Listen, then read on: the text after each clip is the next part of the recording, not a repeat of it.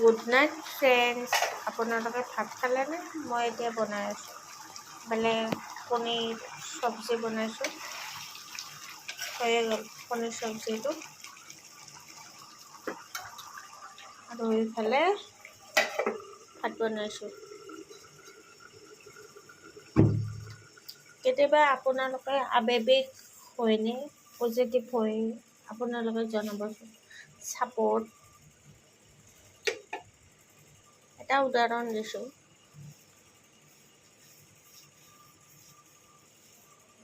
ধনী মানুহ মৰিবৰ পৰত ছাই হ'ব, দুখীয়াৰ ছায়ে হ'ব। হয়তো হিন্দুবিলাকে জ্বলিব, মুছলিমবিলাকে কবৰস্থানত যাব, হয়তো খ্ৰীষ্টানবিলাকে কবৰস্থানত যাব।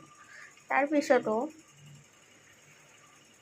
মাজৰ মানুহবিলাকে ইমান কিয় কথাবোকে মই ভাবি নাপাওঁ। আৰে ভাই, জীৱন দুদিনীয়া। এই জীৱনত যদি ভালকৈ থাকিব নোৱাৰা, হাঁহি মাতি, মৰাৰ পিছত কি কৰিবা তুমি? মৰাৰ পিছত একোৱে কৰিব নোৱাৰা।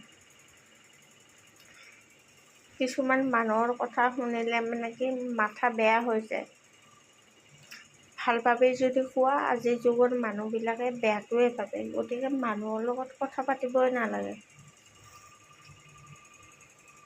আৰু কিছুমানে ধনী হয়, দুখীয়া হয়। আৰে ধনী মানুহৰ চবকে দুখ হয়। কিছুমান দুখীয়া মানুহে গিৰিকে হাজিৰা কৰে, কিন্তু ৰাতি ধুনীয়াকৈ চলে। কিন্তু ধনী মানুহ কিছুমান কেনেকুৱা আছে, অজস্ৰ সম্পত্তি, কিন্তু গিৰিকে মদ পানী খাই হাল্লা কৰে। আপুনি দুখীয়া ফেমিলিটোক ছাপোৰ্ট কৰিবনে ধনী ফেমিলিটোক ছাপোৰ্ট কৰিব? এটা বিচাৰিছোঁ, মই নিজে এজনী ভাল ঘৰৰ ছোৱালী।